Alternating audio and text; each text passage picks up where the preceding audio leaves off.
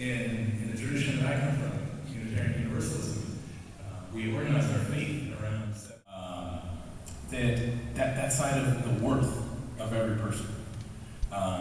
Something that we all certainly would agree upon, and everybody who's going to be marching tomorrow would say, "Oh yes, we all agree with that notion."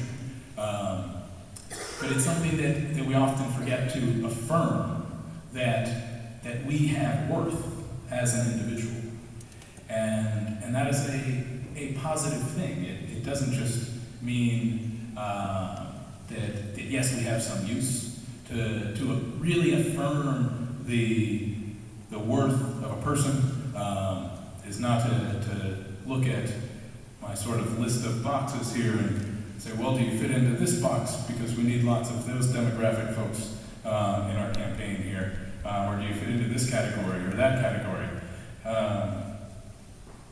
It is to recognize that you are a particular unique person with a unique story. And that story has power. And that story needs to be told. And that you are the only one who can tell that story. Like I said, this whole movement certainly believes in that. But it has a tendency to lose sight of it in an institutionalized, professionalized movement that focuses a lot on expert consultants and talking points and messaging and strategic calculations and focus groups. And if you listen enough to the focus groups and the experts, it can often feel like you're always the wrong person at the wrong time to be saying what needs to be said. So I think it's important to remember that we do have this unique story that needs to be told, regardless of whether it fits into the strategic messaging of a certain NGO. And as I said, you are the only one who can tell that story. And no one is going to necessarily create the space for you to tell that story. And in fact, because your story has power, there will be a lot of forces in our society that try to prevent you from telling that story and try to prevent you from realizing that unique potential that you hold. And there will be a lot of rules set up to discourage you from sharing that story and from realizing your powerful potential. And sometimes you have to break those rules and engage in civil disobedience. And having gone through that process myself, I've realized that in addition to being a useful strategy for movements and all the things that we normally talk about in terms of civil disobedience and why we do it and why it's important, civil disobedience is also a practice of affirming that inherent worth and dignity of ourselves. It is a practice of saying that I have a story and I insist on that story being heard. I insist on bringing my unique person, my personal story into the public discourse. Whether there is a place for it or not, I will create that place. I will bring my story into the path of injustice. And remember that I have that spark of divinity within myself that needs to be shared with the world. That I am here for a reason.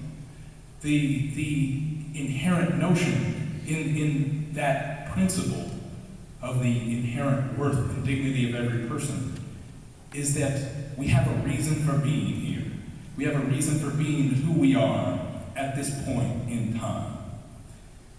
Even if it doesn't necessarily fit with the strategy of an NGO, you are the right person at the right time to be making your voice heard. And yet you are not just an isolated individual either.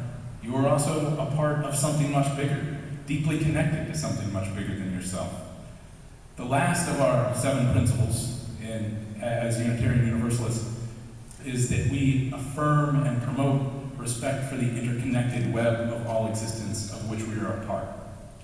We are a part of this much bigger web. And civil disobedience, in addition to being a practice of grounding ourselves in our particularity, is also a practice of connecting ourselves to our universality as part of this interconnected web of all life. Because it only makes sense to engage in civil disobedience not as an isolated individual, but as part of this larger whole. Because there will be consequences to civil disobedience. There will be negative consequences, and you, as an individual, will have to deal with some of those consequences. And when you weigh the costs and benefits of civil disobedience and the risks that you'll be taking, if you see yourself solely as an isolated individual, it doesn't make sense. Solely as an isolated individual, it makes sense to just protect yourself, to not risk anything, to just accumulate everything you can, just do for yourself and the people right around you. The act of civil disobedience is a practice of reminding yourself that you are a part of something much bigger. It's a practice of weighing those individual risks with these global rewards and benefits, and the benefits that will flow to that entire interconnected web of all existence. So it's a practice of grounding ourselves in ourselves, and it's a practice of uplifting ourselves and connecting ourselves with all those around us and all those who will come after us as well. And this is an important practice, one for building a powerful movement. It's a practice that we need more of at this moment right now. But particularly as young people, that practice of grounding ourselves in who we are, in that core of ourselves, in that spark of divinity that is within us, and connecting ourselves to something much larger than ourselves, connecting ourselves to that interdependent web, that's a practice that it builds the kind of resilience and interconnection that we're going to need for our future. I've spent the last couple days here in New York listening to a lot of old folks who, to their credit, have been doing this kind of work and engaging on this issue for longer than most of you have been alive, for longer than I've been alive. And they've been doing good work, and they've been trying very hard to protect a livable future for us.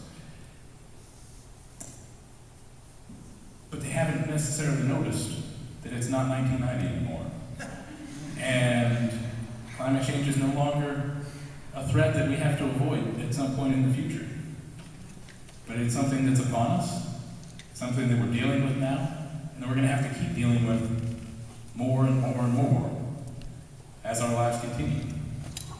And this generation is going to have to be a lot tougher than the generations that have come recently before us. This generation is going to have to deal with a lot of hardship.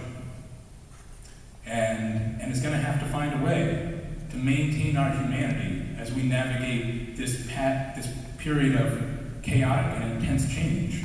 It is now largely inevitable, right in front of us.